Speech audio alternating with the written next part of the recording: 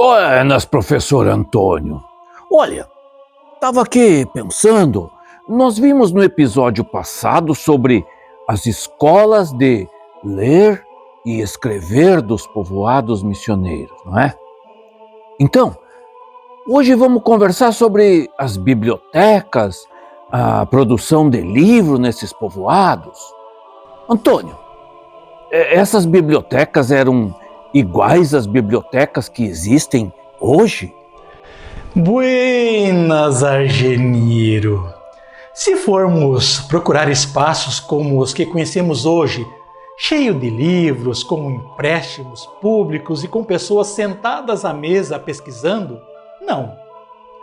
Os inventários dos bens encontrados após a expulsão dos jesuítas da América Espanhola indicam que esses livros ficavam geralmente guardados nos quartos dos jesuítas. E no caso da redução de Candelária, onde morava o padre superior das missões, uma pequena parte deles estava num dos quartos dos religiosos e a maioria estava na rouparia. Mas o conjunto deles compunha o que se chamava de biblioteca do povoado. E qual a quantidade e os títulos desses livros? É possível sabermos ainda hoje isso? Infelizmente, Argemiro, esses dados não são passíveis de serem encontrados na sua totalidade, uma vez que quase todos os exemplares se perderam com o tempo. Mesmo nos inventários da época, os dados são precários, pois não identificam os títulos de todos os livros, apenas a sua quantidade. Eu trago como exemplo dados dos livros encontrados em alguns povoados a partir do inventário realizado após a expulsão dos jesuítas.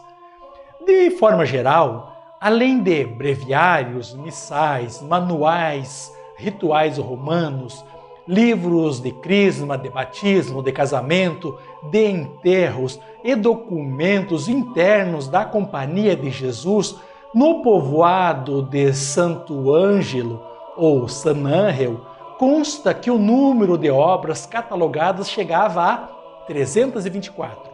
Dentre elas, na língua guarani havia 3 exemplares do Catecismo da Língua Guarani, um tomo do Vocabulário Guarani, outro do Tesouro de la Língua, outro da Arte de la Mesma Língua e 3 pequenos tomos do Catecismo de la Língua Guarani do Padre Antônio Ruiz de Montoya, além de um tomo da Explicação del Catecismo em Guarani e um tomo de sermões em Guarani do jesuíta Pablo Restivo, obras seguramente muito utilizadas pelos missionários e pelos catequistas indígenas do povoado.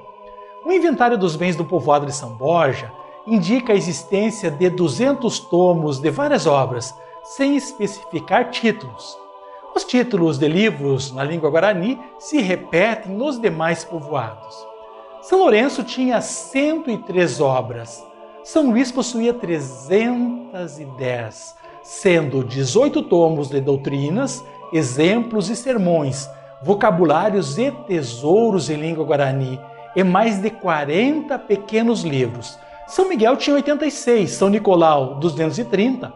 Já em Candelária, um inventário feito em 1771 indica a existência de 3.471 livros. Ao todo, os povoados missioneiros jesuíticos da província jesuítica do Paraguai possuía mais de 18.000 livros, uma soma considerável se pensarmos no alto valor que eles tinham na época e também nas dificuldades de trazê-los da Europa. Tá, mas professor Antônio, sim, pelo menos, vamos dizer, poderíamos considerar os assuntos tratados nesses livros?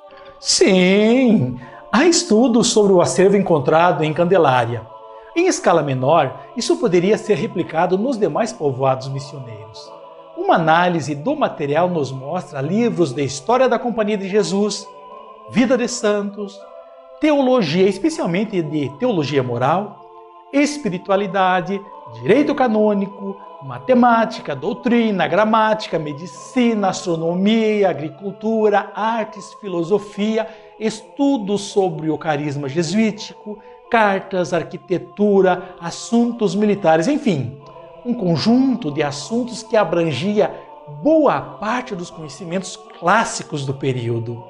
Mas quer dizer então que existiu também a produção de livros nos povoados missioneiros? Sim, Argemiro.